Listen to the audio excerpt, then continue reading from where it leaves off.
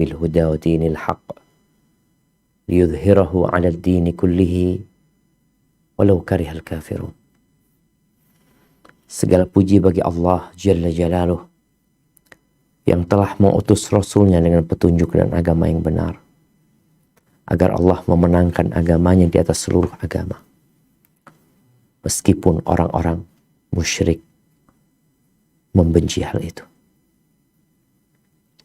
Allahumma salli wa sallim ala abdika wa rasulika Sayyidina wa maulana Muhammad wa ala alihi wa ashabihi ajma'in. Ya Allah, semoga salawat dan salam, berkah dan nikmat senantiasa Engkau curahkan untuk hamba kekasih-Mu, untuk baginda Nabi kita Muhammad alaihi salatu wassalam, untuk keluarga beliau, untuk istri-istri beliau, untuk putra-putri beliau, dan untuk seluruh sahabat Nabi. Semoga Allah meridhai kita bersama mereka. Amma ba'd, bicara KDRT, maka kita bicara tentang tujuan pernikahan. Tentang kenapa kita menikah. Kenapa seorang wanita menerima lamaran laki-laki tersebut. Dan kenapa laki-laki itu meminang perempuan itu. Pernikahan ini bukan sekedar untuk melampiaskan syahwat di dalam konteks yang halal dalam agama. Bukan. Ada tujuan yang besar dari pernikahan. Keberlangsungan wujud manusia di muka bumi ini, salah satunya dari pernikahan. Tatkala Allah Jalla Jalaluhu menciptakan Nabi Adam sendirian, apakah mungkin akan ada kelanjutan kehidupan manusia setelah itu? Nggak ada. Maka Allah ciptakan Hawa, yang dari keduanya terciptalah manusia yang banyak. Rijalan wa nisaa, laki-laki dan wanita. Tatkala seorang tahu tujuan pernikahan, maka insya Allah segala problematika yang biasa terjadi di dalam rumah tangga, dia akan bisa menghadapinya. Tapi terkadang tatkala tujuan pernikahan itu tidak tercapai, maka perpisahan adalah solusi. Jadi apabila terjadi KDRT dalam rumah tangga, apakah mau dilanjutkan atau tidak, itu sebenarnya kembali kepada tujuan pernikahan. Engkau dapat enggak dari apa yang kau inginkan dari pernikahan tersebut? Jamaah rahimakumullah, sebagian kita di negeri kita disibukkan dengan urusan fulan dan fulana.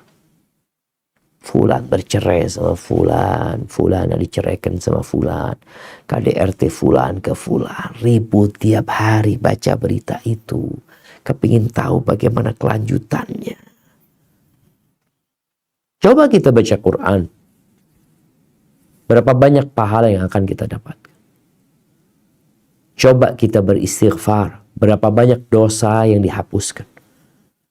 Coba kita berzikir, berapa banyak kedamaian yang akan kita rasakan.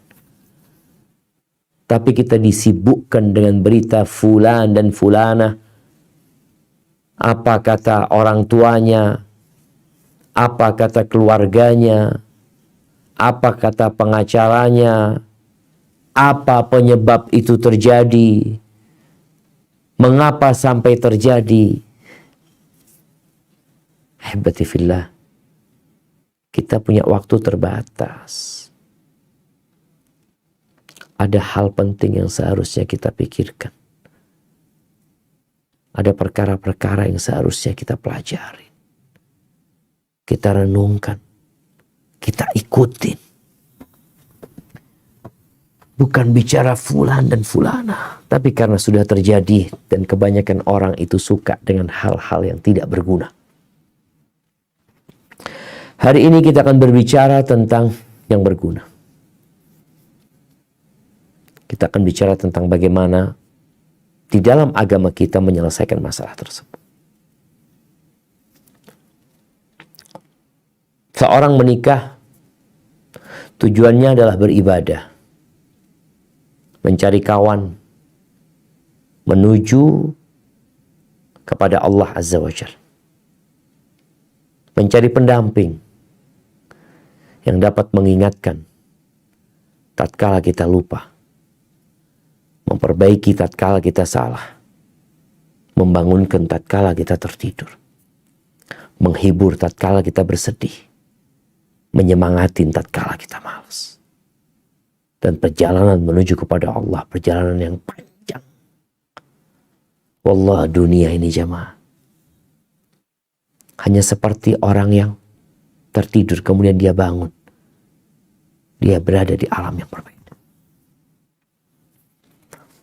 Di surat Al-Baqarah ayat 229. Apa kata Allah tentang pernikahan? Naam. A'udzu billahi minasy syaithanir rajim. At-talaqu marratan فإمساكم بمعروف أو تسريح بإحسان ولا يحل لكم أن تأخذوا مما آتيتموهن شيئا إلا أن يخافا ألا يقيما حدود الله فإن خفتم ألا يقيما حدود الله فلا جناح عليهما فيما افتدت به تلك حدود الله فلا تعتدوها ومن يتعد حدود الله فأولئك هم الظالمون. Talak yang dapat dirujuki itu 2 kali. Setelah itu suami dapat menahan dengan baik atau melepaskan dengan baik. Tidak halal bagi kamu mengambil kembali sesuatu yang telah kamu berikan kepada mereka, kecuali keduanya, suami dan istri. Khawatir tidak mampu menjalankan hukum-hukum Allah. Jika kamu, wali, khawatir bahwa keduanya tidak mampu menjalankan hukum Allah, maka keduanya tidak berdosa atas bayaran yang harus diberikan oleh istri untuk menebus dirinya. Itulah hukum-hukum Allah. Maka janganlah kamu melanggarnya. Barang siapa yang melanggar hukum-hukum Allah, mereka itulah orang-orang zalim. Allahu Akbar. Di dalam agama kita ada perceraian. Diatur. Berapa kali. Kapan perceraian itu dianggap sah. Dan mungkinkah perempuan itu balik lagi? Allah katakan at-talaq marratan. Perceraian, talak yang boleh dirujukin itu 2. Talak pertama,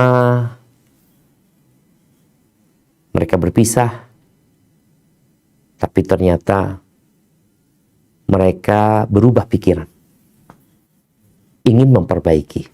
Tafadhal rujuk. Tapi di tengah jalan ada yang tidak sesuai. Kedamaian tidak didapatkan, ketenangan tidak dirasakan. Pertengkaran terus terjadi. Dia udah cerai lagi. Masih mungkin kan rujuk? Masih mungkin rujuk. Kemudian setelah itu, apabila terjadi perceraian selanjutnya, maka nggak boleh rujuk. Sampai perempuan itu menikah dengan orang lain. Allah katakan, فَإِمْسَاكٌ بِمَعْرُوفٍ أَوْ تَسْرِيحٌ بِإِحْسَانٍ. Inilah yang namanya membangun rumah tangga. Imsak bima'ruf, engkau rujuk, engkau kembali, engkau jaga dengan cara yang baik. Ma'ruf. Atau kalau memang tidak bisa dilanjutkan, tasrih biihsan. Ya udah pisah baik-baik. Dan ingat, perceraian itu hanya memutuskan hubungan suami istri. Hubungan persaudaraan di dalam agama itu nggak putus. Lalu Allah katakan, Apabila kedua orang ini atau walinya melihat kedua orang ini sudah tidak bisa menegakkan hukum-hukum Allah. Tujuan menikah adalah beribadah, menegakkan hukum-hukum Allah. Ada kewajiban yang harus dilaksanakan oleh suami. Ada kewajiban yang harus dilaksanakan oleh seorang istri. Ada aturan yang telah ditetapkan oleh Sang Pencipta.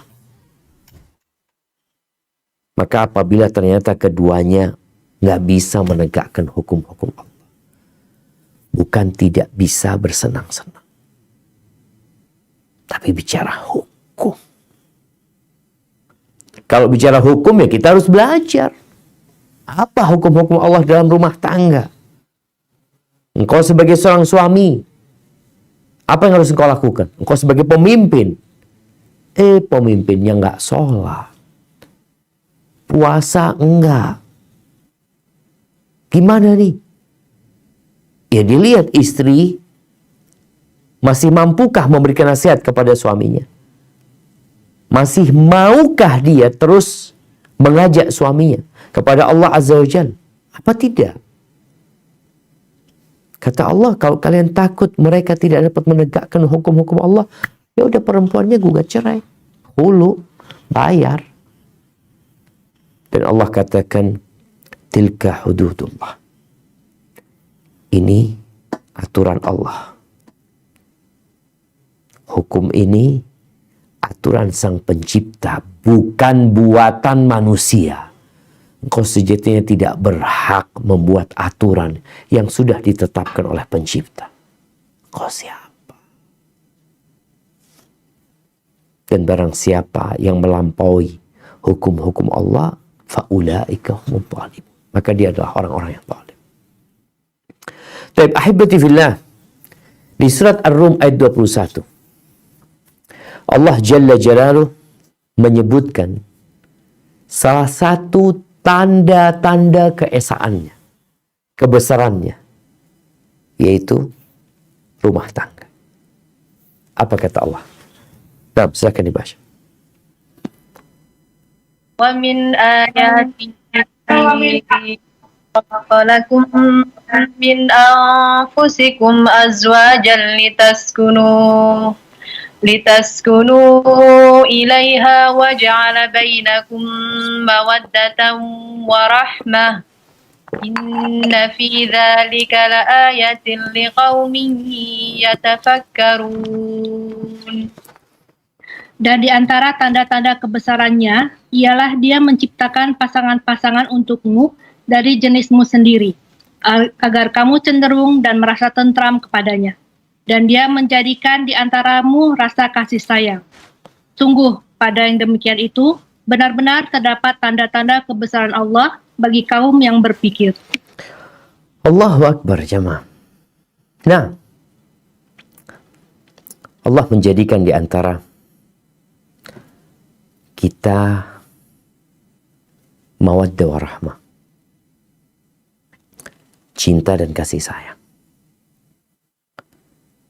Tapi tidak semua rumah tangga dibangun di atas cinta. Apakah rumah tangga yang sampai hari ini bertahan karena mereka saling mencintai? Enggak. Enggak semuanya. Boleh jadi mereka mempertahankan rumah tangga itu dalam rangka beribadah kepada Allah Azza wa Jalla. Ada sebuah kisah ya tentang seorang laki-laki yang melewatin pasangan suami istri di depan rumahnya. Laki-laki ini melihat ya, suaminya jelek, istrinya cantik banget gitu. Dia heran. Sampai orang itu tanya, kok bisa engkau mau sama dia? Kepada perempuan yang cantik ini, kenapa engkau mau sama dia? Mungkin saat ini kita melihat banyak wanita cantik menikah dengan laki-laki yang tidak tampan gara-gara laki-laki itu kaya raya.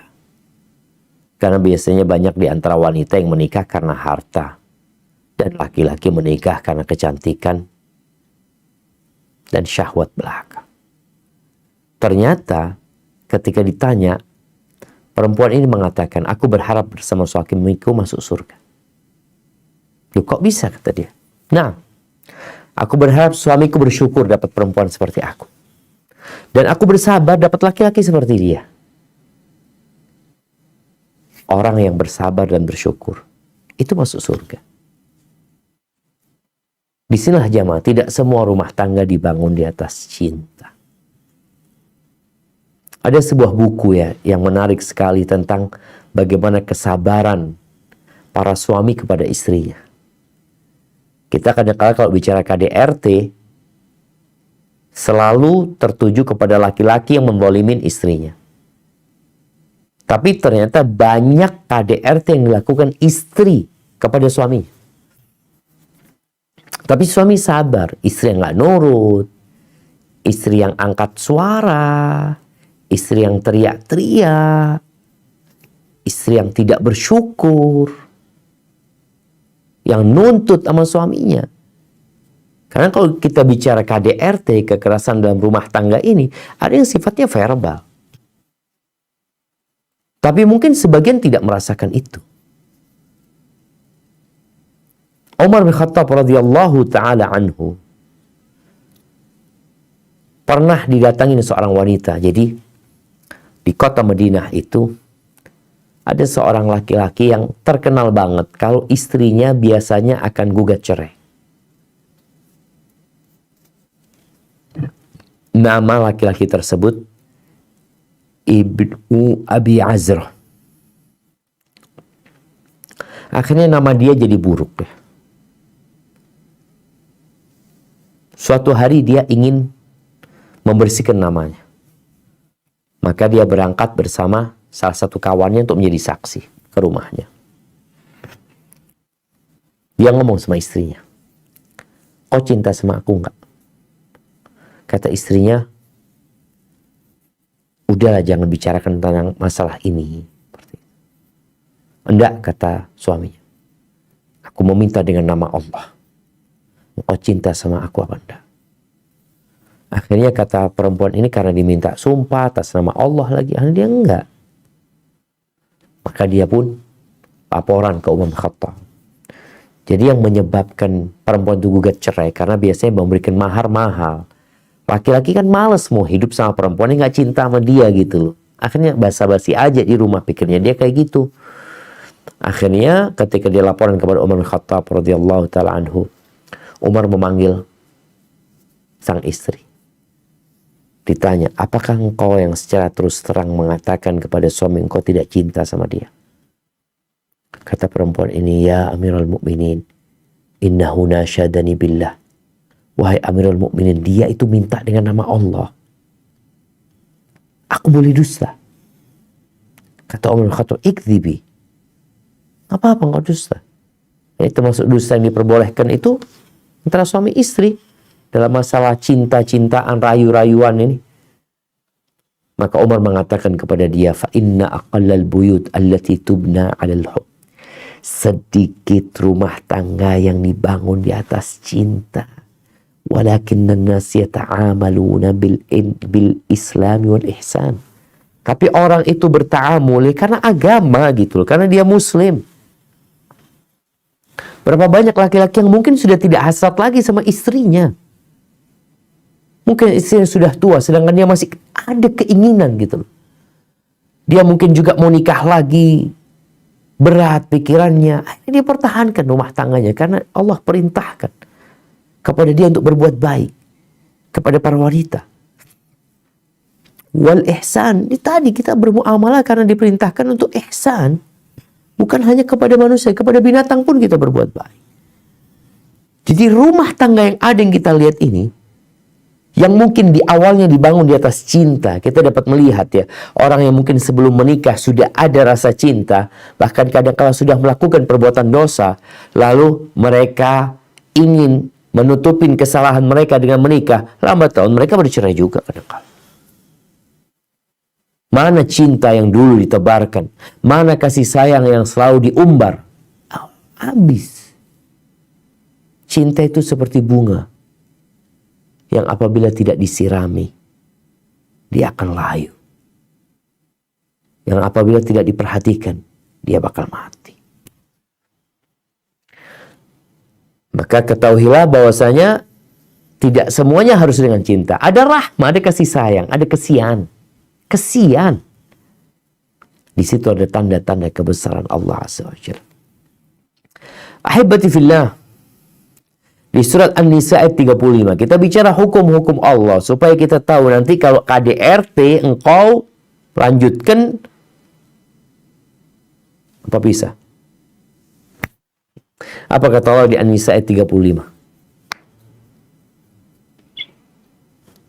وإن خفتم شقاق بينهما فابعثوا حكما من أهله وحكما من أهلها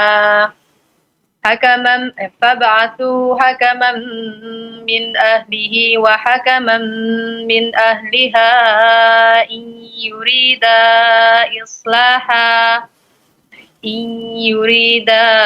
إصلاحا يوفق الله بينهما إن الله كان عليما خبيرا. Dan jika kamu khawatir terjadi persengketaan antara keduanya, maka kirimlah seorang juru damai dari keluarga laki-laki dan seorang juru damai dari keluarga perempuan. Jika keduanya juru damai itu bermaksud mengadakan perbaikan, niscaya Allah memberi taufik kepada suami istri itu. Sungguh Allah Maha Mengetahui, Maha Teliti. Barakallahu fikum. Afwan, ayat 34 dibaca nggak barusan? Kayaknya belum. Nah? Tadi diminta ayat 35 saja. Baik, 34 dibaca juga. Afwan. الرجال قوامون على النساء بما فضل الله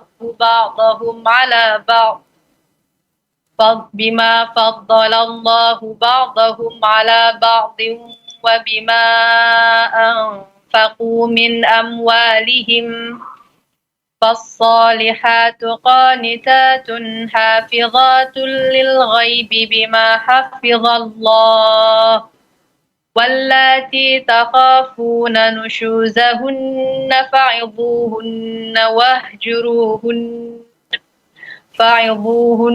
واهجروهن في المضاجع واضربوهن فإن أطعنكم فلا تبغوا عليهن سبيلا إن الله كان عليا كبيرا. Laki-laki, suami itu pelindung bagi perempuan, istri. Karena Allah telah melebihkan sebagian mereka, laki-laki, atas sebagian yang lain, perempuan. Dan karena mereka, laki-laki, telah memberikan nafkah dari hartanya. Maka perempuan-perempuan yang soleh adalah mereka yang taat kepada Allah dan menjaga diri ketika suaminya tidak ada, karena Allah telah menjaga mereka. Perempuan-perempuan yang kamu khawatirkan akan nusyuz, hendaklah kamu beri nasihat kepada mereka. Tinggalkanlah mereka di tempat tidur pisah ranjang, dan kalau perlu pukullah mereka. Tetapi jika mereka mentaatimu, maka janganlah kamu mencari-cari alasan untuk menyusahkannya. Sungguh Allah Maha Tinggi, Maha Besar. Barakallahu fikum. Ahibati fillah.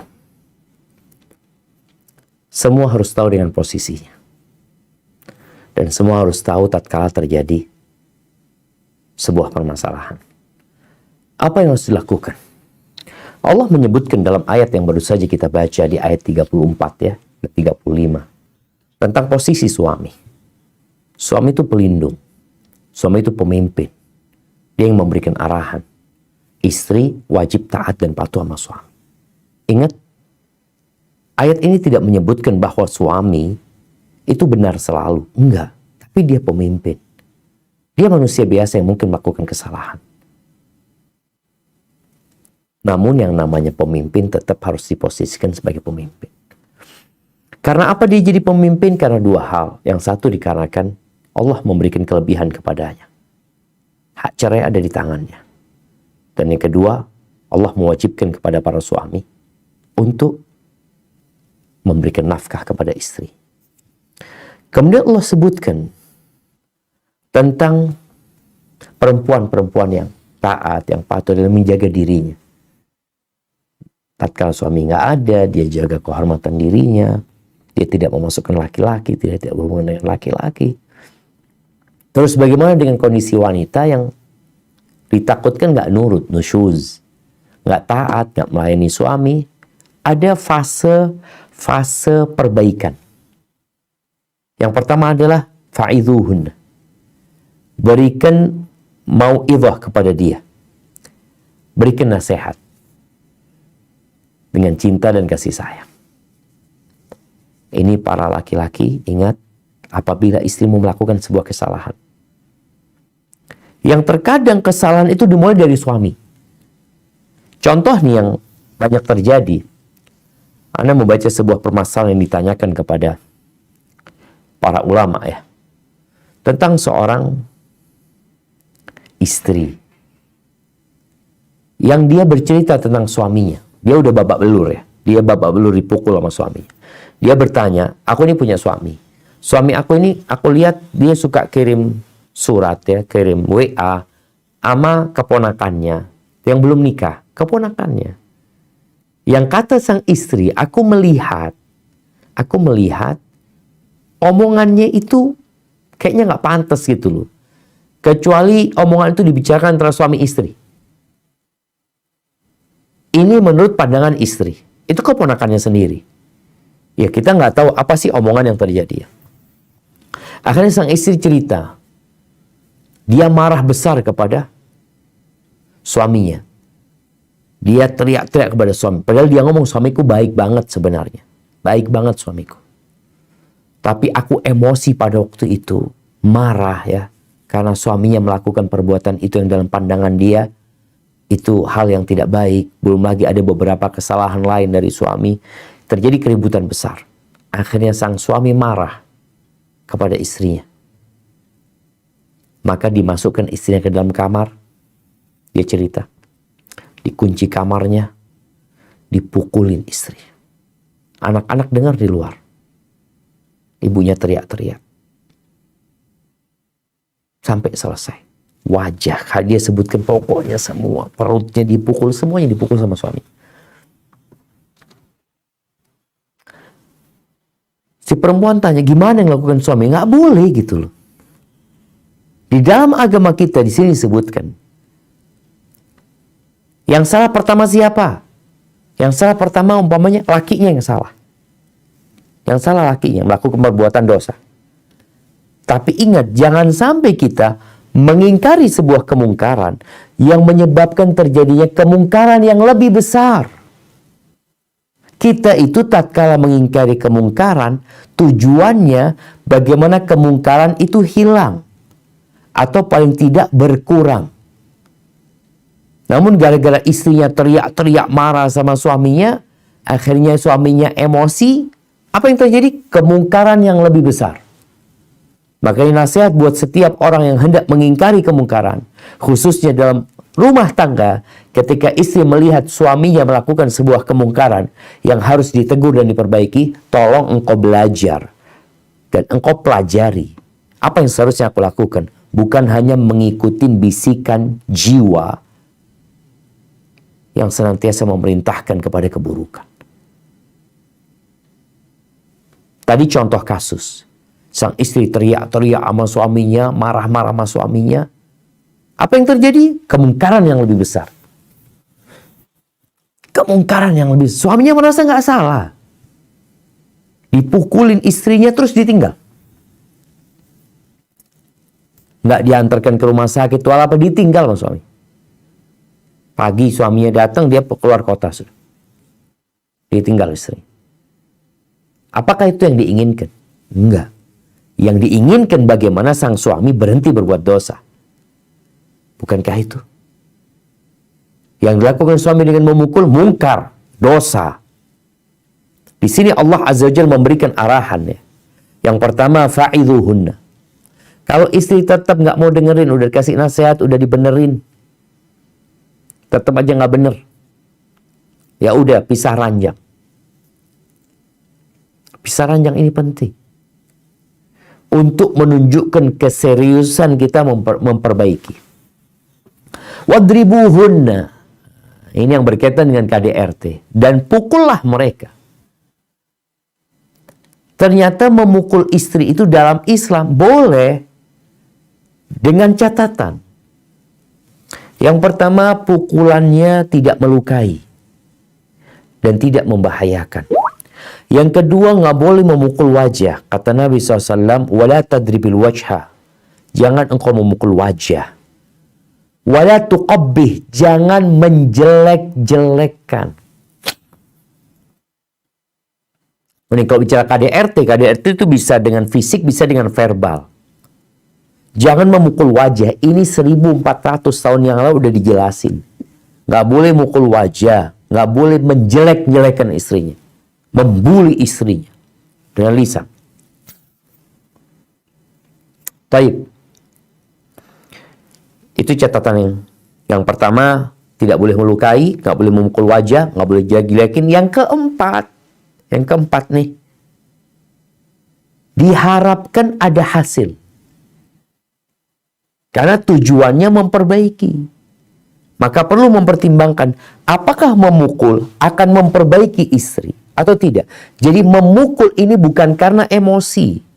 Bukan karena hendak melampiaskan amarah. Tidak. Seperti seorang ayah ketika mukul anaknya. Itu pukulan cinta dan kasih sayang. Dia ingin anaknya benar. Yang terkadang dimaknai lain. Islam ketika memberikan arahan memukul ini, memukul karena cinta dan sayang. Untuk memperbaiki.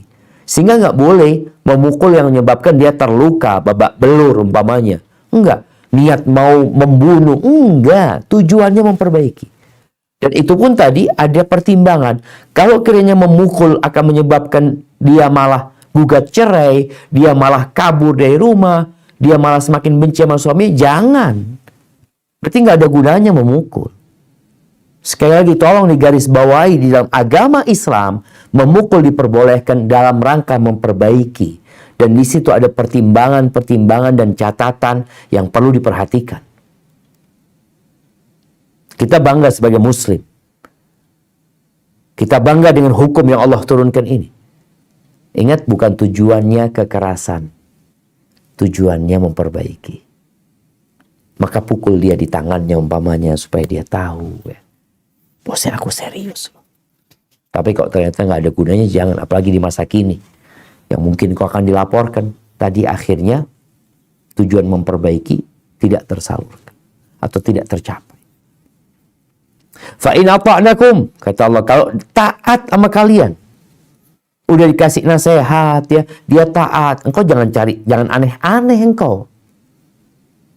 Udah taat, udah nurut. Tapi sang suami masih cari jalan untuk melukai istrinya. Nggak boleh. Maka ahibati fillah.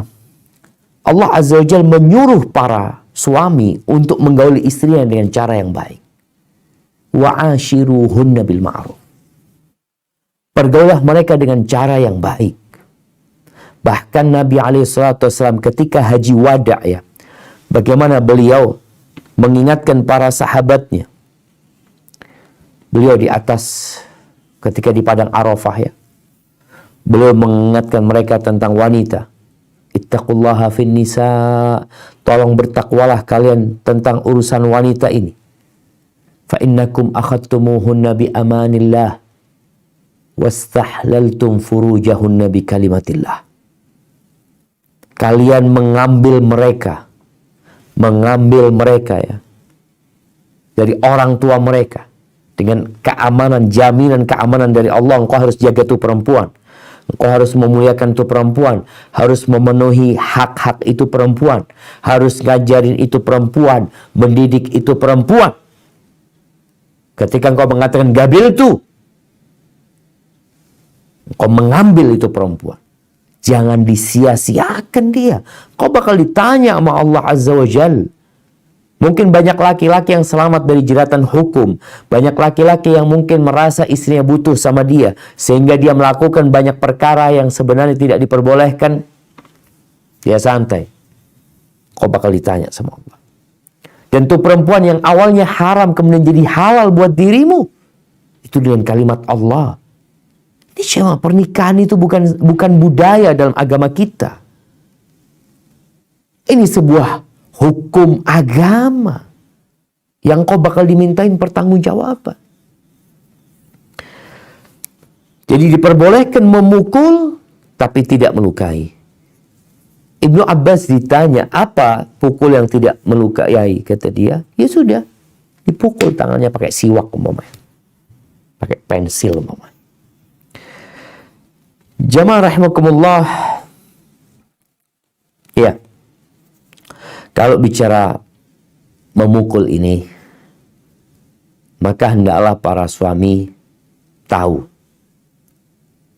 kenapa dia memukul. Dan istri juga memahami kenapa dia dipukul. Kalau dia memukul karena sebuah kezaliman, maka kata Nabi SAW, man daraba sawtan zulman uqtussa minhu yawmal qiyamah. Rawahu Bazzar. Barang siapa yang memukul orang lain, memukul bahkan binatang yang dia miliki, zulman, memukul pembantunya atau budaknya, zulman, kezaliman. Dia melakukan itu sebuah kezaliman, maka kelak pada hari kiamat dia akan mendapatkan balasan. Baik, kalau bicara sekarang kembali kepada urusan KDRT dalam rumah tangga. Dilanjutkan rumah tangga atau tidak, tergantung. Memukulnya suami itu karena kezaliman atau tidak. Kalau memukulnya dalam rangka mendidik, jadi sang istri tahu diri, dia yang salah. Yang kedua, Taib Ustaz, dia memukul karena kezaliman. Engkau lihat, suamimu ini adalah sosok orang yang menegakkan hukum Allah, yang taat kepada Allah, sholat 5 waktu, dia jaga ibadahnya kepada Allah Subhanahu wa taala, dia bertanggung jawab, hanya saja ya dia melakukan sebuah kesalahan. Wah, banyak orang melakukan kesalahan. Engkau lihat, apabila dia masih bisa diperbaiki dan masih ada harapan dia menjadi suami yang lebih baik, bapak yang lebih baik, rumah tangga masih mungkin dipertahankan.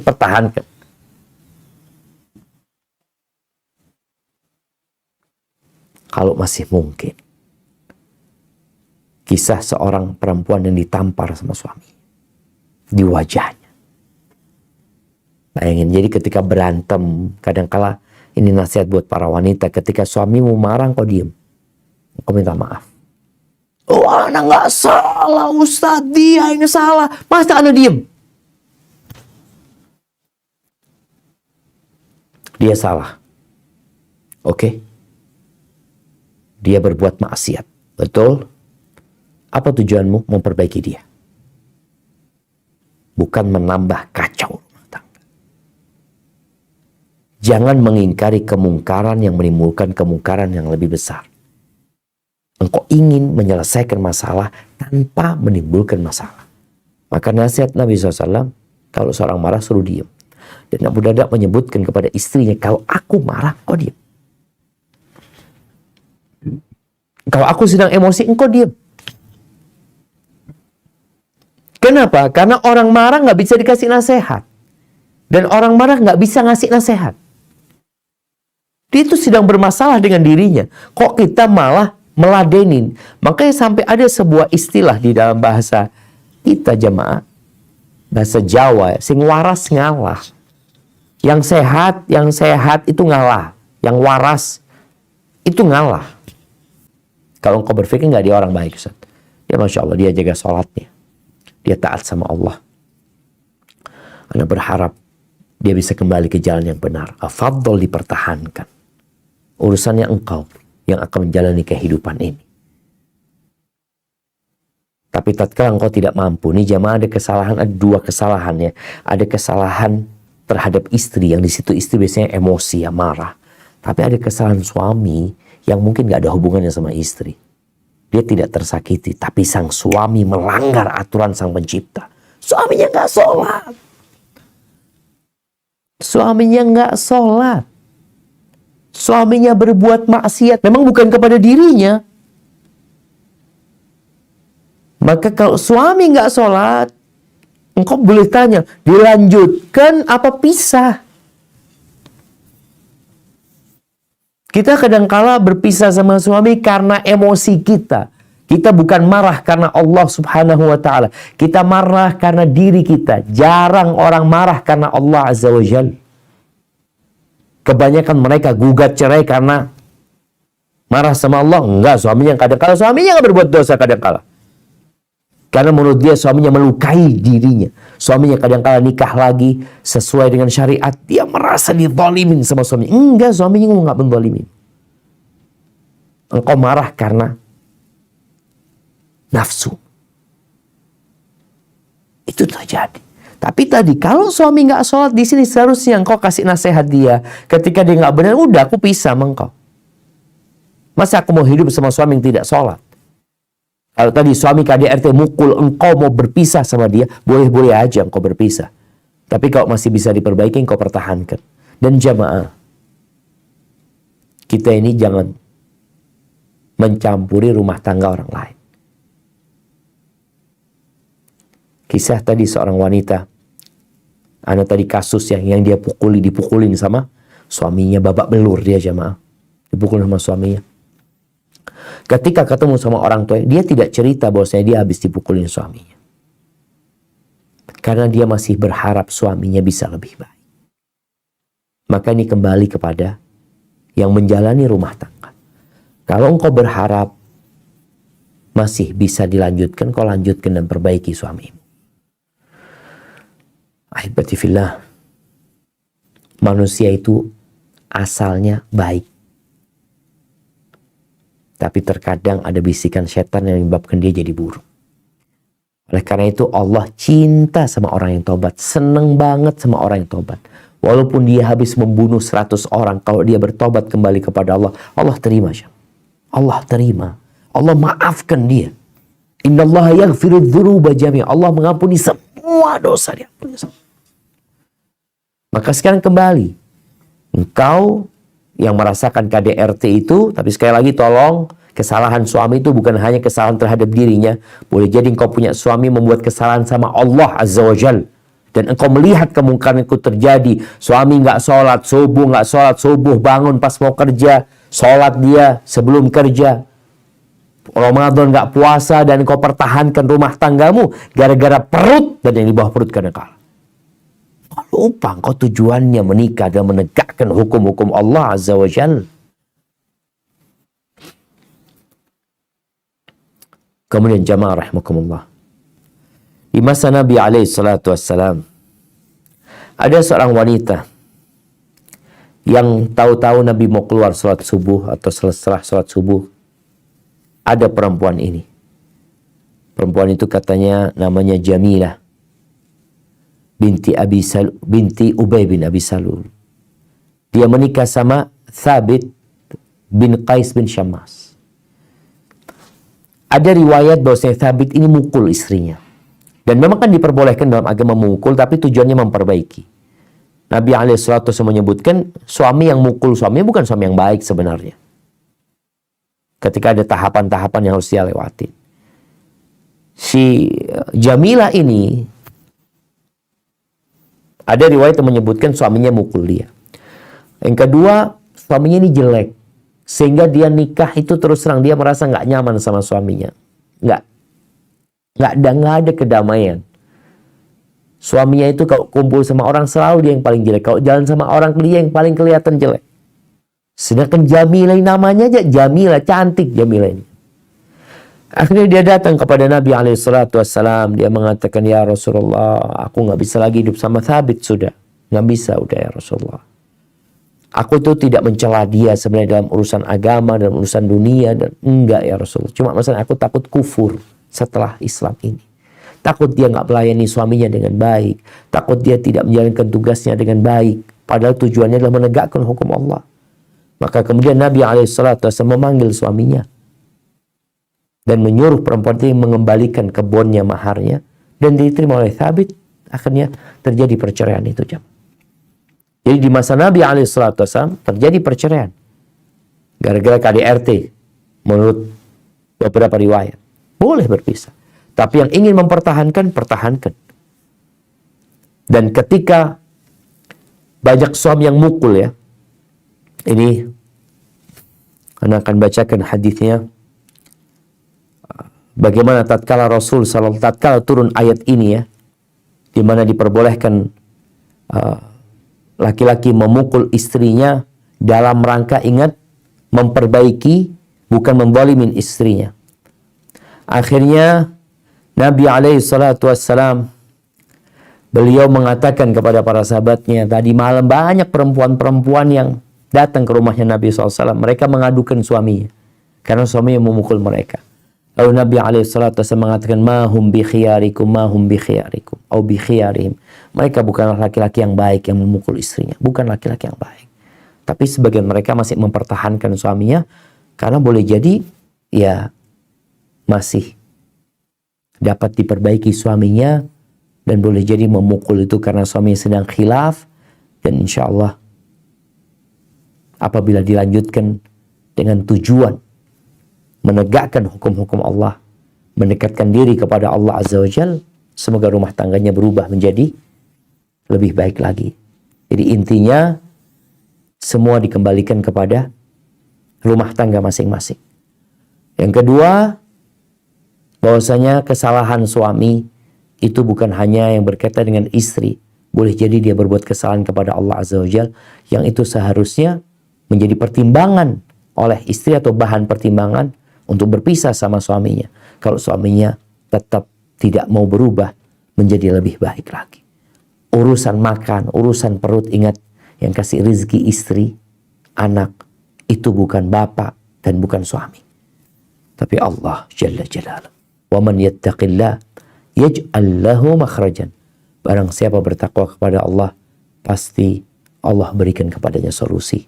Wa yarzuqhu min haitsu la yahtasib, dan Allah akan berikan rezeki dari arah yang tidak disangka-sangka. Barakallahu fiik. Itu mungkin yang berkaitan dengan masalah pembahasan kita hari ini. Mungkin kita masuk ke sesi tanya jawab. Nah, Anda kembalikan ke para jamaah.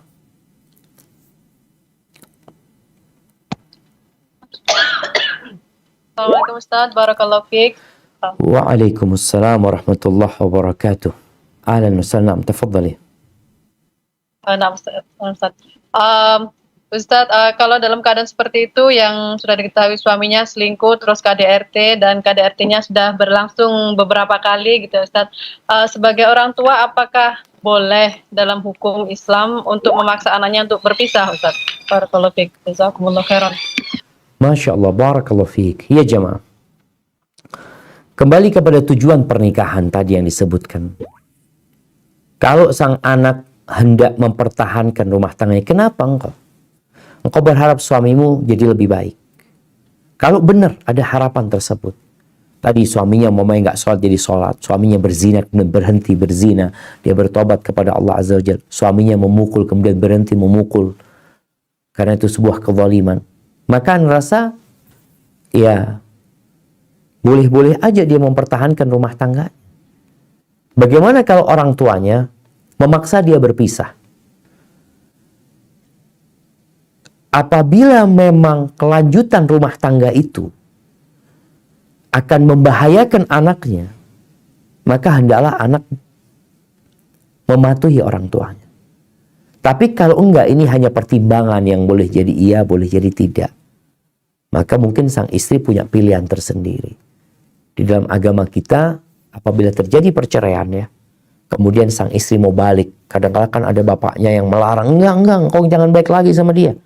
Yang baik lagi, bapak enggak ridho engkau balik lagi sama dia.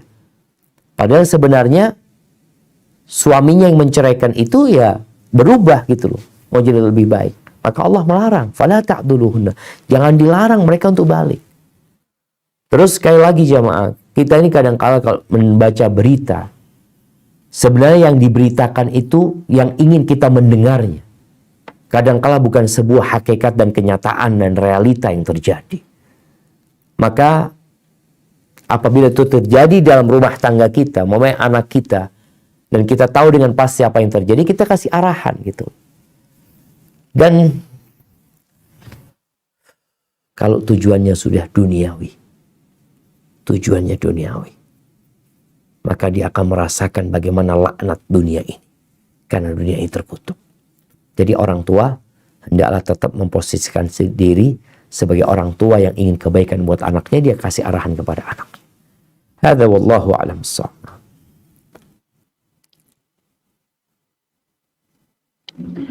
Assalamualaikum Ustadz, dari Sydney nih.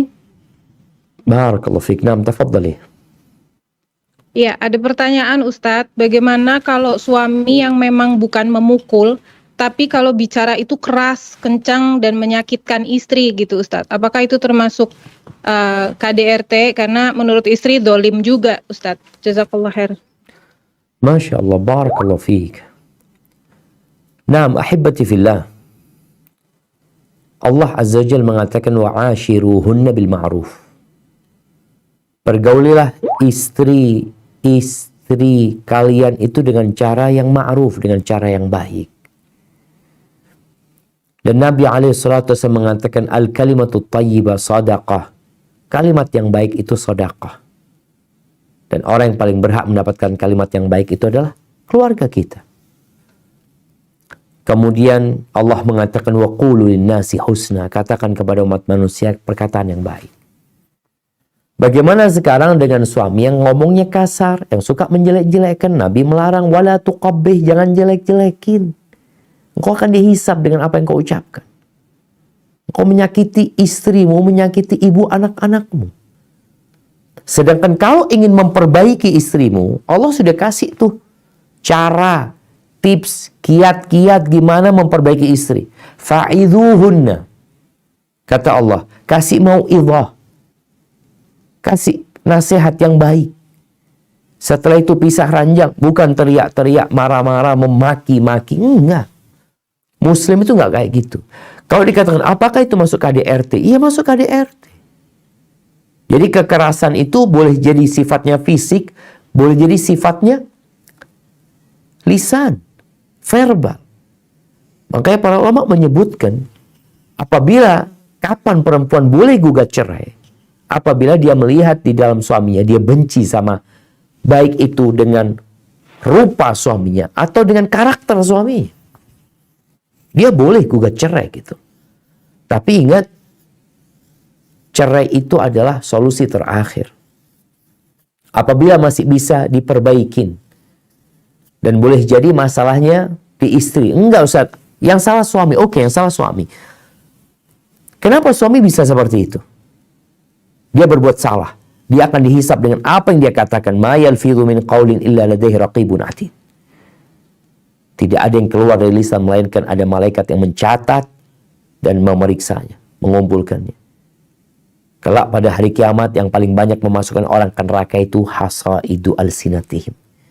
Hasil lisan. Tapi ini istri harus lihat, kenapa suaminya kayak gitu? Ana cuma salah dikit Ustaz.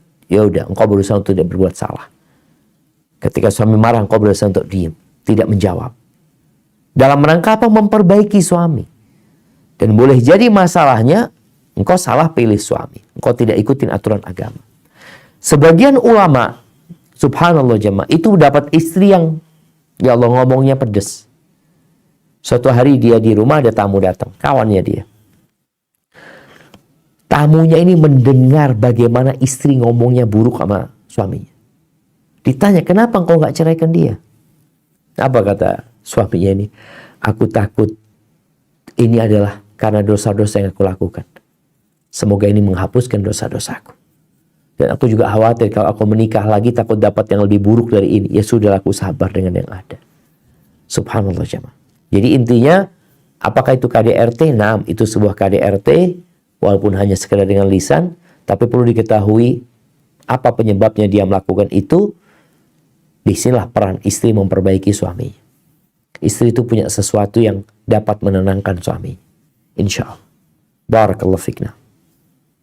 Assalamualaikum Ustadz. Pertanyaan dari Bert. Waalaikumsalam warahmatullahi wabarakatuh. Naam, tafadhali.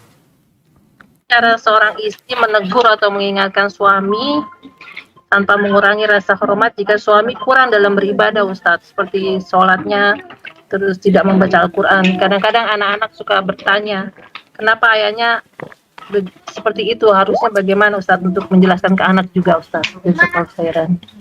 Masya Allah, barakallahu fiik. Ya. Kalau kita lihat dalam agama kita ini, ada hal-hal yang wajib. Ada hal-hal yang haram. Allah menyebutkan tingkatan manusia dalam beragama. Faminhum zalimun li nafsih, wa minhum muqtasid, wa minhum sabiqun bil khair. Ada yang menzalimin dirinya dengan melanggar yang wajib, dengan meninggalkan yang wajib, melanggar yang haram. Yang kedua, muqtasid. Muqtasid ini menjalankan yang wajib, meninggalkan yang haram. Pokoknya yang wajib dia kerjakan, yang sunnah-sunnah dia nggak kerjain. Ini muqtasid, di tengah dia. Ada yang berlomba-lomba dalam kebaikan. Setelah dia kerjakan yang wajib, dia tambahin yang sunnah. Setelah dia meninggalkan yang haram, dia tinggalkan yang makruh. Artinya ini orang berlomba-lomba dalam kebaikan. Kalau suami tadi yang ditanya adalah suami yang berada di pertengahan. Dia melaksanakan yang wajib-wajib aja. Yang sunnah-sunnah enggak. Dia sholat tapi dia nggak baca Quran umpamanya. Dia sholat tapi dia nggak dzikir pagi dan petang. Dia puasa. Dia puasa Ramadan tapi nggak pernah puasa Senin Kemis wala puasa sunnah yang lainnya. Gimana? Ya alhamdulillah masih. Selama suami itu adalah tadi muqtasid, sekarang bagaimana memotivasi dia untuk naik? Karena suaminya bukan tingkatan yang zalim tadi, menzalimin dirinya, tapi tingkatannya tengah. Bagaimana anak-anak menjelaskan kepada anak-anak? Sampaikan kepada anak-anak. Alhamdulillah engkau doakan ayah. Ayah melaksanakan yang wajib, yang mudah-mudahan dijaga sama Allah. Tinggal bagaimana dimotivasi semangatnya agar ayah lebih semangat lagi baca Quran, umpamanya seperti itu. Bagi seorang istri menasihati suami berbeda dengan menasihati yang di bawahnya. Karena suami pemimpin. Maka boleh jadi dengan diajak kajian. Diajak duduk bareng, memohon sama suami. Bang, anak-anak kepingin ngaji sama bapaknya. Paling ke abang, duduklah di sana. Supaya anak-anak semangat, bang. Supaya mereka jadi penghafal Al-Quran. Jadi sebenarnya tujuannya bagaimana anak-anak, bukan sang suami. Mudah-mudahan dengan cara itu suami mau. Atau paling tidak diajak kajian. Ngomong anak-anak kita ajak kajian bang ya. Biar mengenalkan mereka dengan masjid. Biar tambah saudara. Aku ingin banget diantara engkau. Jadi bahasa-bahasa yang tetap memposisikan dia sebagai pemimpin. Sebagai suami tanpa merendahkan dia. Kemudian juga bisa jadi dengan cara berbagi buku ya. Ngomong sama suami, ini ada buku bagus bang. Coba mungkin abang bisa koreksi ya. Karena takut ada sesuatu di dalamnya. Semoga dengan cara itu suami bisa lebih baik dan tentunya doa menjadi alat yang paling utama dan pertama yang harus senantiasa dilakukan oleh seorang hamba. Allah mengatakan, Udu'uni astajib lakum. Berdoalah kepadaku, pasti aku kabulkan. Barakallahu fikna.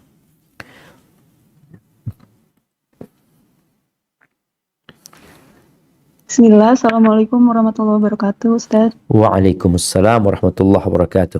Ahlan wa sahlan, na'am, barakallahu fik. Ya Ustaz, saya dari Kuala Lumpur. Jazakallahu khairan kasiran Ustaz atas kesempatannya. Semoga Allah senantiasa merahmati Ustaz, keluarga, tim, dan seluruh umat muslim. Saya ingin bertanya Ustaz, Ana wanita berumur 25 tahun dan belum menikah. Qadarullah ada yang berniat serius dengan Ana, Dia menunggu Ana sampai Ana selesai kontrak kerja di tempat Ana sekarang. Beliau qadarullah seorang ustadz berumur 24 tahun yang dimana Ana sudah cross check segala yang beliau sampaikan sesuai Quran dan Sunnah. Namun permasalahan ada di kakak laki-laki Ana. Beliau tidak suka dengan ustadz tersebut. Bahkan difitnah beliau itu aliran teroris. Sampai abang Ana fitnah ke mama dan bapak agar percaya dengan abang. Dan Ana pun disuruh abang untuk mencari suami yang biasa saja agamanya. Yang penting sholat. Ana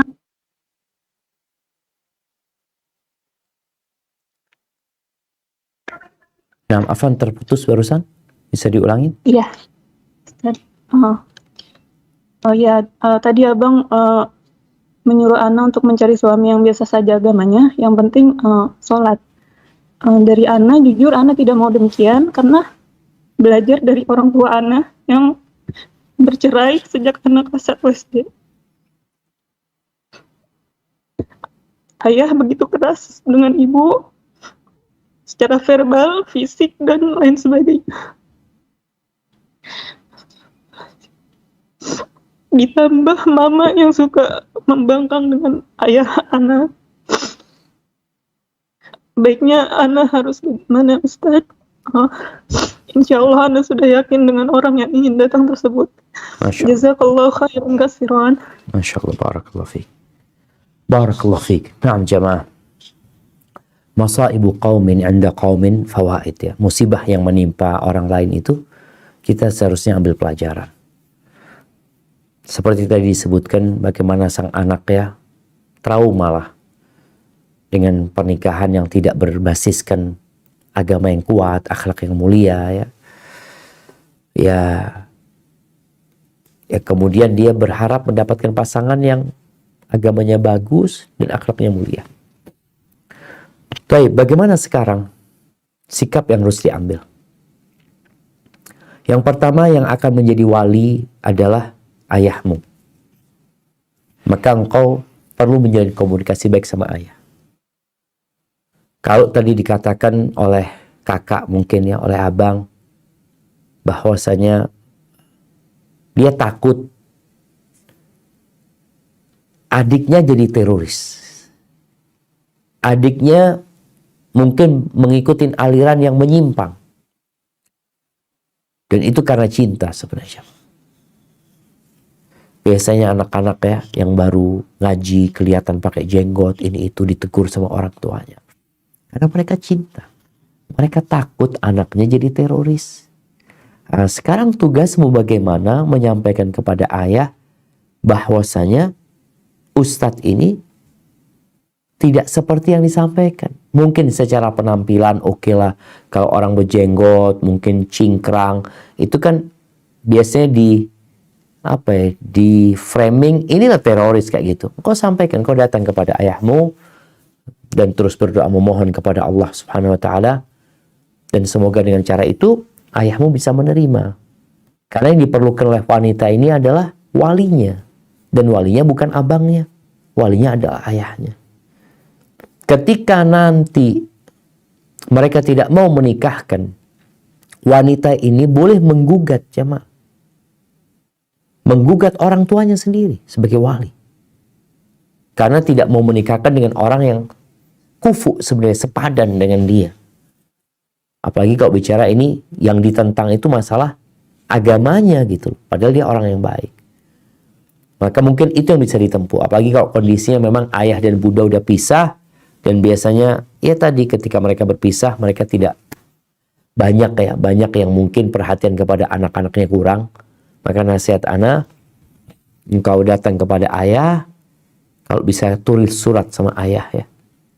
Sampaikan juga kepada ibu, gak perlu ngomong. Kalau engkau ngomong biasanya tadi gak akan pernah sempurna, gak pernah tuntas karena diputus. Tapi engkau tulis surat ya, sampaikan kepada ayah, ucapkan terima kasih, minta maaf, sama ibu juga seperti itu.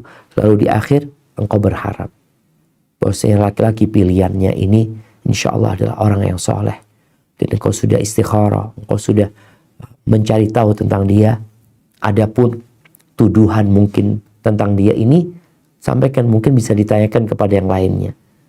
Tanyakan kepada fulan-fulan ya, dengan harapan ayah itu ya percaya dengan apa yang disampaikan oleh anaknya. Hada wallahu a'lam bishawab. Nah. Assalamualaikum warahmatullahi wabarakatuh. Barakallahu fiik Ustadz. Wa fiik wa barak. Kami dari Canberra ada pertanyaan, bagaimana status pernikahan suami istri yang suaminya sangat ringan mengucapkan kata talak? Si istri pernah konsultasi dengan ustadz atau ustazah yang mengatakan bahwa talaknya tidak sah karena itu hanya emosi sesaat dan hanya merupakan tabiat buruk suaminya yang hanya ingin menggertak saja. Mohon penjelasannya Ustadz, jazakallahu khairan. Barakallahu fiik. Naam, ahibati fillah. Ucapan talak ini nggak boleh jadi ancaman. Nggak boleh bermain-main. Karena Nabi SAW menegaskan, Thalathun jidduhunna jiddun wa hazluhunna jidd. 3 perkara yang seriusnya serius, yang guraunya serius. Salah satunya adalah tolak. Apabila seorang suami suka mengucapkan tolak, maka tidak dikatakan ini kan tabiat dia memang. Loh, nggak boleh. Tabiat yang buruk itu ada konsekuensinya. Bukan berarti dibiarkan. Ketika itu mengancam akan menceraikan, ada hukumnya, belum jatuh cerai. Tapi kalau dia menceraikan istrinya, maka jatuh cerai. Oh, dia emosi. Nah, jumhur ulama berpendapat, emosi itu tetap cerainya jatuh sah cerai. Kecuali kondisi dia mughlaq, yang nggak sadar dengan apa yang dia ucapkan. Selama dia emosi dan kondisinya sadar, faham dengan konsekuensi ucapannya, maka jatuh cerai. Sebagian ulama di antara Ibnu Qayyim rahimahullahu ta'ala, beliau membagi marah itu jadi 3 bagian. Yang pertama, marah yang puncak sehingga dia tidak sadar dengan apa yang dia ucapkan, maka nggak jatuh cerai. Yang pertama, ya marah biasa aja, itu jatuh cerai. Yang pertengahan ini, dia nggak sampai puncaknya, yang menjadikan otaknya tertutup, dia juga bukan di awal marah. Ini yang diperselisihkan. Tapi pendapat jumhur ulama jatuh cerai. Karena nggak bisa seorang menilai, enggak, ana masuk yang pertengahan. Itu kan klaim sepihak. Maka bagi istri yang mendapatkan suaminya suka menceraikan dia, dan sudah lewat 3 kali, udah nggak sah. Udah nggak halal dia berkumpul sama dia lagi. Nah, tinggal urusan cerai ini memang perlu datang kepada orang yang alim, 2 orang. Supaya memastikan ucapannya istri benar. Ucapannya suami juga benar. Kadang-kadang suami, enggak, aku nggak pernah menceraikan. Istri mengatakan pernah. Atau ucapannya ternyata, kata istri, oh dia pernah mengatakan aku menceraikanmu. Kata suami, enggak, aku ngomong aku hendak menceraikan. Berbeda hukumnya di sini. Maka intinya berhati-hati dengan kalimat cerai. Suami yang lemah ya. Sebagai seorang pemimpin yang suka mengancam-ngancam cerai. Mengancam ini belum menceraikan ya. Mengancam itu saya akan mencerai. Nanti aku ceraikan engkau. Nanti aku pisah. Nanti aku balikan engkau. Itu mengancam, belum menceraikan. Tapi kalau dia sudah mengatakan ucapan cerai, bukan akan, tapi dia aku menceraikanmu, cerai. Atau dia mengatakan kau pulang ke rumah orang tuamu dengan niatan cerai, maka cerai. Tapi kalau niatnya enggak, dia ngusir, enggak niat cerai sih. Dia cuma niat mengancam, tapi dia tidak ada keinginan menceraikan, maka enggak jatuh cerai. Barakallahu fikna.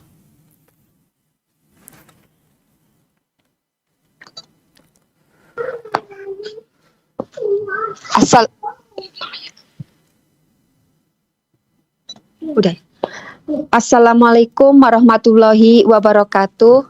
Waalaikumsalam Ini dari Melbourne. warahmatullahi wabarakatuh. Naam, tafadhali. Mau bertanya Pak Ustadz? Naam.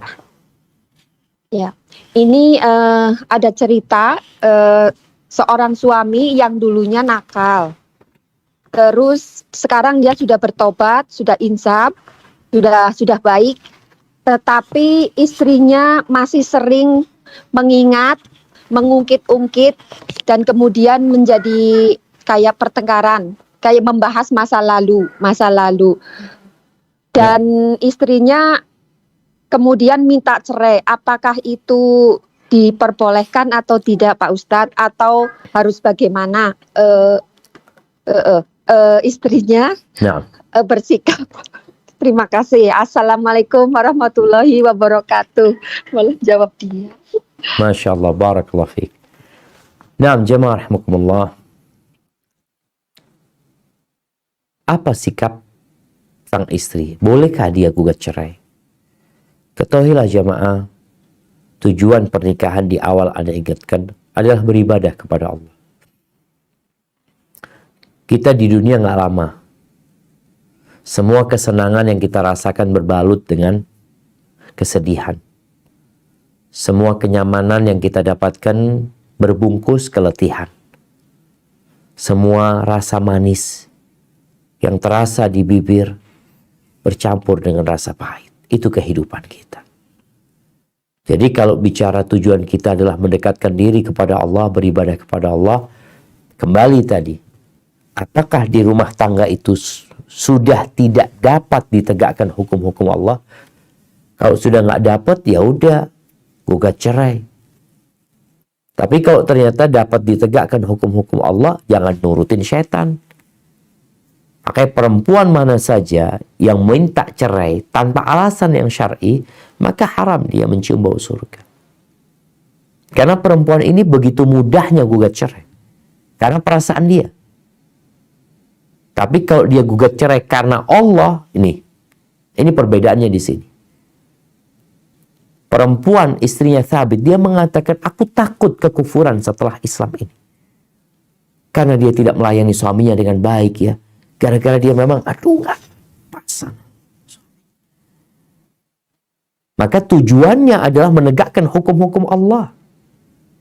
Kalau sekarang tadi di rumah itu nggak bisa menegakkan hukum-hukum Allah, ya udah. Berpisah, nggak ada masalah. Tapi masalah itu sebelum bicara cerai, maka ada yang namanya perbaikan, diperbaiki gitu. Masalahnya di mana? Sekarang yang tanya Anda nggak tahu ini pihak istri apa pihak suami. Kalau pihak istri atau orang tua kadang-kala melihat rumah tangga anaknya. Allah mengatakan tadi di surat An-Nisa ayat 35, fa in khiftum syiqaqa bainihima. Kalau kalian takut terjadi pertikaian antara keduanya, nggak nemu ke jalan titik temu ya, apa yang terjadi? Apa yang harus dilakukan? Kirim utusan dari pihak laki-laki, dari pihak perempuan. Mereka coba lihat nih, rumah tangganya masih bisa dilanjut, kenapa tidak? Mereka lihat siapa yang salah. Oh, yang salah pihak istri, ya dikasih nasihat. Oh, yang salah pihak suami, kasih nasihat. Setelah itu mereka duduk lagi. Di mana nih? Udah ketahuan masalahnya di mana? Oh, udah ketahuan masalahnya di sini. Masih bisa dilanjutkan apa tidak? Kayaknya nggak mungkin. Bisa. Jadi, semua itu perlu pertimbangan yang matang. Tidak emosi sesaat. Suami emosi sesaat, keluar kalimat cerai. Istri emosi sesaat, gugat cerai. Nggak akan berjalan rumah tangga dengan baik. Maka dalam kehidupan rumah tangga, nasihat anak kepada semuanya, kita disuruh sama Nabi SAW melihat kepada kelebihan pasangan kita. Bukan melihat kepada kekurangan. Kalau kita melihat sebuah kesalahan, diperbaiki. Kekurangan disempurnakan. Tapi tetap fokus kepada kebaikan. Kenapa? Karena semua orang punya kekurangan, jemaah. Semuanya. Dan rumah tangga ini bukan karena cinta dibangun sebagiannya. Atau sebagian besar. Karena memang kita melihat kepada kelebihan. Kita merasa mudah-mudahan di ladang pahala buat aku bersabar. Atau yang satu mengatakan mudah-mudahan di ladang pahala agar aku terus bersyukur kepada Allah Azza wa Jalla. Intinya adalah bagaimana menegakkan hukum-hukum Allah, aturan-aturan Allah dalam rumah tangga yang dibina. Barakallahu fiik. Nah. Ya, dari Brisbane Ustadz, Barakallahu Fiik. Wa fiik wa barak. Nah. Ya Ustadz, bagaimana hukumnya jika suami istri berpisah ranjang karena sang suami merasa istrinya tidur mendengkur sehingga suami tidurnya menjadi terganggu? Apakah boleh hal yang semacam ini Ustadz? Jazakumullahu khairan. Nah, kalau bicara boleh aja, jemaah. Jadi memang dulu itu suami punya ranjang, istri punya ranjang, tamu punya ranjang, pembantu mungkin punya ranjang, anak punya ranjang. Biasanya istri itu di ranjang itu bersama anaknya. Dia nyusuin anaknya. Nah, suami punya ranjang sendiri. Ketika suami punya perlu sama istrinya, dipanggil istrinya. Maka disitulah istri harus taat dan patuh sama suaminya. Tinggalkan ranjangnya, berangkat ke ranjangnya suami. Kalau tadi dikatakan perpisahan ranjang ini karena memang untuk kenyamanan keduanya. Insya Allah nggak ada masalah karena pisah ranjangnya bukan dalam rangka mendidik istri ya, tapi dalam rangka yang memberikan kenyamanan kepada suami. Atau kadang-kadang suami ya, dia melihat tidur di kamar sama anaknya yang bayi, nangis ini itu, kadang-kadang dia nggak bisa tidur dengan nyaman, sedangkan paginya dia harus berangkat kerja, sehingga dia milih tidur di kamar lain. Maka nggak ada masalah. Nggak ada masalah selama mereka saling memahami dan melihat kepada kelebihan dan menutupin kekurangan. Bagi sang istri yang tidurnya mendengkur ya, tolong ada usaha untuk memperbaiki. Karena kadang-kala hal itu menyebabkan ya setan membisikin untuk terjadinya perceraian. Kadang-kala sang istri merasa, anak sih kok tidurnya berjauhan sama suami, anak ingin dibelai sama suami, tidur samping suami. Iya, cuma engkau mendengkur dan itu mengganggu suamimu. Insya Allah nggak ada masalah kalau alasannya seperti yang disebutkan tadi. Hadza wallahu a'lam bissawab. Assalamualaikum warahmatullahi wabarakatuh. Waalaikumsalam warahmatullahi wabarakatuh. Naam. Ini ada pertanyaan titipan Ustadz. Karena ada anak laki-laki Ustadz. Dia punya menunjukkan ke orang tuanya calon istrinya, kan orang laki boleh kawin sama ahli kitab, tapi si calon perempuannya bukan ahli kitab, dia kayak orang yang nggak percaya gitu Ustadz. Ateis, namanya ya. Gimana ateis gitu. Apakah itu boleh mereka nikah? Pertanyaannya juga orang tuanya kalau udah dinasehati sama orang tuanya, apakah orang tuanya ikut dosa kalau mereka akhirnya nikah Ustaz? Allahu Akbar. Jazakallahu khairan. Nah, jamaah rahimakumullah.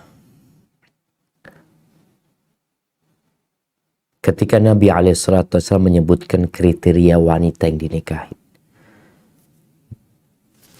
Cantik, kaya, bangsawan, dan agamis. Nabi mengatakan, fadfar bidatid din. Fahamkan kepada anak ini. Engkau nikah kepingin apa?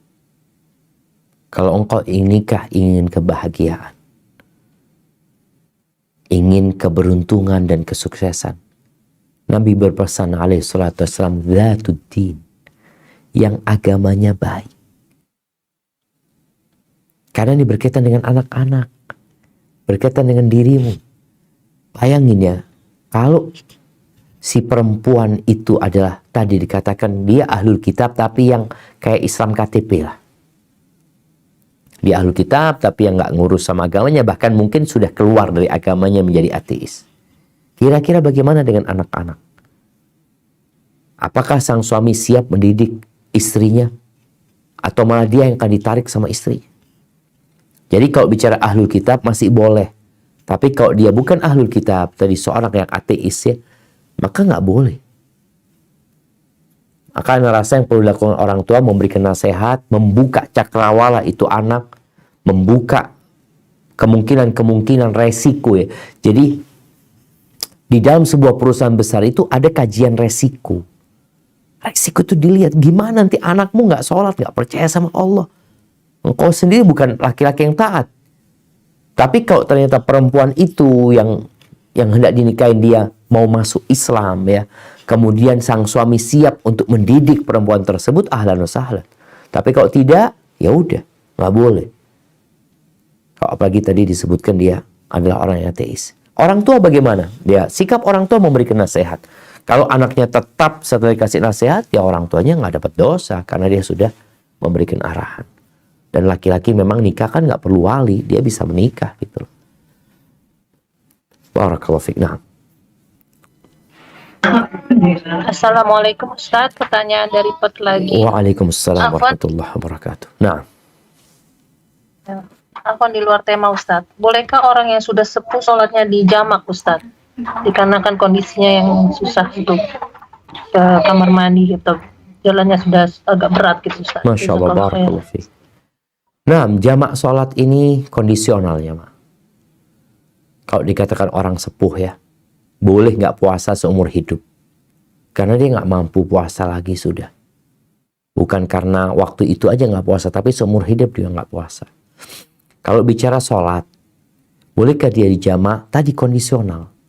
Kalau ternyata dia nggak mampu, nggak bisa, dia itu sholat dengan bantuan orang. Dia nggak bisa sholat sendiri.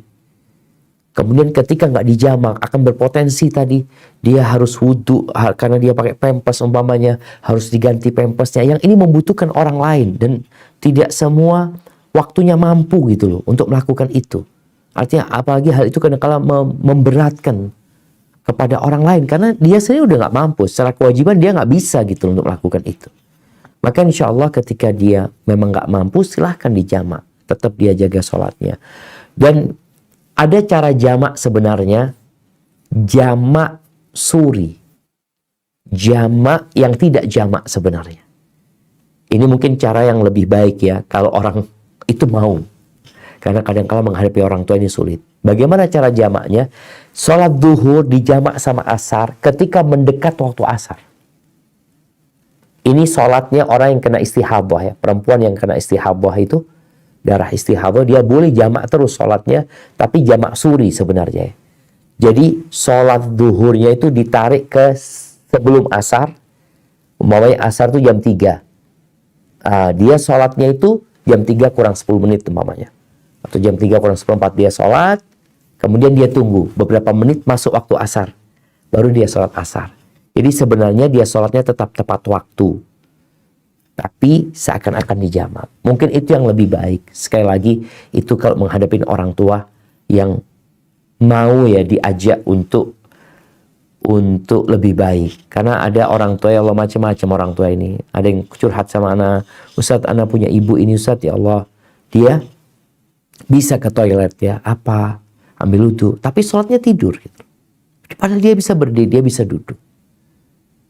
Ya itulah, menghadapi orang tua kita harus sabar, kita semaksimal mungkin berkhidmat kepada mereka. Barakallahu fiik.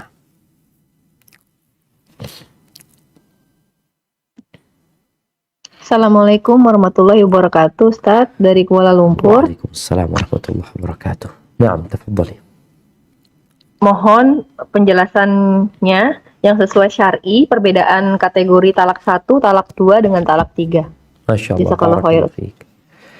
Iya, sebenarnya talak 1, 2, 3 ini berkaitan dengan berapa kali dia menceraikan istrinya. Talak 1 itu ketika dia mengatakan kepada istrinya, aku ceraikan engkau. Udah jatuh talak nih. Kemudian rujuk. Ketika terjadi rujuk, tahu-tahu mereka ribut lagi, suaminya menceraikan. Itu jadi talak yang kedua. Seperti tadi ayat yang kita baca, at-talaq marratan. Talak itu 2 kali yang bisa rujuk. Fa imsakun bima'ruf aw tasrihum bi ihsan. Kata Allah tadi, kalau 2 kali ini sudah cerai, ya sudah, engkau jaga, rujuk dengan baik-baik atau pisah dengan baik-baik. Terus talak yang ketiga yang tadi disebutkan di surat Al-Baqarah di ayat selanjutnya ya. Di yang ayat, tunggu bentar, yang 230. Fa in talaqaha, itu talak yang ketiga. 230. Apabila dia menceraikan untuk yang ketiga kalinya, fala tahillu lahu min ba'du. Kata Allah, enggak halal lagi dia. Untuk balik lagi enggak halal. Jadi itu maksudnya talak 1, 2, dan 3. Ada ucapan talak 3 dalam satu majelis. Ini diperselisihkan oleh para ulama. Jatuhnya 3 apa 1. Seperti suami mengatakan, aku ceraikan engkau 3 kali. Atau dia mengatakan, aku ceraikan engkau, aku ceraikan engkau, aku ceraikan engkau. Itu jatuhnya 3 apa 1. Sebagian berpendapat jatuhnya 3. Tapi Anda lihat pendapat yang lebih kuat insya Allah, jatuhnya 1. Jatuhnya 1. Karena memang tidak terjadi rujuk di situ, dan itu terjadi 1 kali perceraian. Hadza wallahu a'lam bishawab, walaupun pendapat jumhur mengatakan jatuhnya 3. Nah. Assalamualaikum warahmatullahi wabarakatuh, Ustaz. Waalaikumsalam warahmatullahi wabarakatuh. Kami dari Canberra lagi, ada pertanyaan bagaimana cara dari sisi istri agar lebih bersabar dan tidak mudah terpancing emosi sehingga dapat memperkeruh keadaan. Terkadang itulah yang paling sulit untuk dilakukan ketika istri suka menjawab argumen suami. Jazakallahu khairan. Masya Allah. Naam, ahibati fillah. Ketika Nabi SAW, ketika Abu Darda yang mengatakan kepada istrinya, "Idza ghatibtu faraddini." Kalau aku sedang marah, engkau dinginkan aku, bikin aku ridha, bikin aku senang. Wa idza ghadibti raddaituki. Kalau engkau yang lagi marah, aku yang akan berusaha mencari keridhaanmu. Ini penting. Kalau pertanyaan bagaimana supaya istri bisa bersabar? Yang pertama, engkau harus tahu fadilah dari kesabaran, menahan diri. Innama yuwaffas sabiruna ajrahum bighairi hisab. Orang yang sabar itu akan dikasih pahala tanpa perhitungan. Kemudian yang kedua, ketika engkau marah, falyaskut, diam. Kata Nabi, diam. Kenapa? Kalau engkau jawab dengan emosi yang tidak menyelesaikan. Engkau diam. Kalau dalam kondisi berdiri, kata Nabi SAW, duduk. Dalam kondisi duduk, tidur. Jadi, kita perlu tahu dengan pahala yang diberikan, karena mengetahui sebuah faedah itu menyebabkan kita biasanya bersemangat untuk meraihnya. Seperti kalau dikatakan ini faedahnya minum jamu ini, walaupun pahit diminum sama dia karena berpikir faedahnya. Maka tolong berpikir faedah dari bersabar tadi. Yang kedua, ada usaha dilakukan. Selain diam, dia katakan a'udzubillahi minasyaitonirrajim. Nah, Nabi SAW menyuruh kita mengatakan a'udzubillahi minasyaitonirrajim, diam. Kalau tetap ya kepingin ngomong, yang kau katakan astagfirullah, astagfirullah. Yang penting jangan sampai mengucapkan sesuatu yang memancing emosi suaminya bertambah, kemudian merubah kondisi yang ada. Insya Allah jamaah bisa. Jangan pernah mengatakan nggak bisa. Minta tolong sama Allah Azza wa Jalla kalau engkau punya karakter yang buruk. Ada orang punya karakter yang buruk, mudah ngambek, mudah marah, ini itu. Maka berdoa minta sama Allah, Allahumma ati nafsi taqwaha. Ya Allah, berikan kepada jiwaku ketakwaannya. Wa zakkiha anta khairu man zakkaha. Dan sucikan dia. Engkau sebaik-baik yang mensucikannya. Anta waliyuha wa maulaha. Engkau pemiliknya dan engkau pelindungnya, ya Allah. Barakallahu fik, sepertinya itu pertanyaan terakhir. Nah, Kak Evi. Satu lagi Ustaz, satu lagi. Satu ini lagi. Yang terakhir dari, bisa nggak Ustaz, satu lagi Ustaz? Baik, tafadhol. Terakhir Ustaz. Silakan. Assalamualaikum Ustaz dari Melbourne. Waalaikumsalam Ada warahmatullahi pertanyaan, wabarakatuh. bagaimana sikap saya pada mantan suami karena perceraian yang kurang baik, dan anak-anak ikut saya semua. Kami merencanakan dalam waktu dekat akan menikahkan anak laki-laki, dan hubungan anak kami dengan istri dari bapaknya ini kurang baik, istri yang sekarang gitu. Nah, tetapi bapaknya ini kerap menginginkan atau memaksakan istrinya tuh untuk diikut sertakan dalam perencanaan pernikahan anaknya. Bagaimana sebaiknya sikap saya, Ustadz? Hubungan sama bapaknya baik? Sama bapaknya baik, cuma sama ibunya tuh enggak, karena anak-anak ikut dengan ibunya yang sebelumnya gitu. Masya Allah. Nah, ahibati fillah. Ya, ini banyak terjadi ya. Anak kadangkala sama istri bapaknya kurang baik. Kadangkala nggak bercerai nih, bapaknya punya istri 4. Itu kadangkala anak ini kurang baik sama istri-istri bapaknya. Padahal ketahuilah termasuk berbakti kepada orang tua. Berbakti kepada orang tua. Itu menjaga hubungan baik dengan orang-orang yang dicintain orang tua kita. Sama kawannya orang tua, kita disuruh baik. Kawannya, sohibnya ini. Makanya bagaimana Abdullah bin Umar bin Khattab ya, ketika dia memberikan hadiah kepada seorang badui, dikasih surbannya, dikasih duit, dikasih kendaraan ya, dikasih apa? Afwan. Dikasih himarnya, keledainya. Orang-orang tanya, kenapa engkau melakukan itu gitu? Iya, aku mendengar Nabi SAW mengatakan, inna min abarril birri. Termasuk kebaktian yang puncaknya. Silatur rajuli ahla wuddi abih. Berbuat baik kepada orang-orang yang dicintai oleh bapak, oleh ibunya juga. Berbuat baik. Maka sebenarnya yang diminta oleh bapaknya itu bukan satu hal yang berlebihan. Apalagi perempuan itu yang ya menemani bapaknya selama ini. Boleh jadi di situ juga ada anak-anak yang merupakan adik-adiknya calon pengantin ini. Adik-adik mereka. Maka nasihat anak kepada ibunya, bagaimana dia menanamkan kepada anaknya berbakti kepada bapaknya. Bagaimanapun, kemanapun mereka pergi, tetap bapaknya adalah bapak mereka. Oh, kami kan gak ada hubungan sama istrinya bapak. Engkau punya hubungan yang erat dengan istri bapakmu. Dari sisi tadi, diwajibkan, bukan diwajibkan, diperintahkan untuk berbuat baik kepada teman-temannya bapak. Kepada, apalagi ini istri bapak. Mungkin ada cerita, ada histori yang tidak menyenangkan. Mungkin perempuan itu yang merebut, macam-macam lah. Lupakan itu semua. Karena itu bukan urusan kita. Itu urusan Allah yang akan menghisapnya. Tapi kita diperintahkan untuk berbuat baik. Maka nasihat anak, kalau memang ayah ingin, silakan. Itu mahram juga buat anak-anak itu.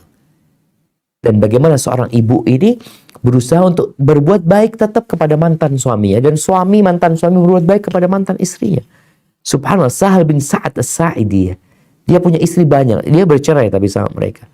Pernah suatu hari dia pulang dari satu acara. Dia ketemu sama mantan istrinya. Dia baik, ahlan wa sahlan, apa kabar ini itu.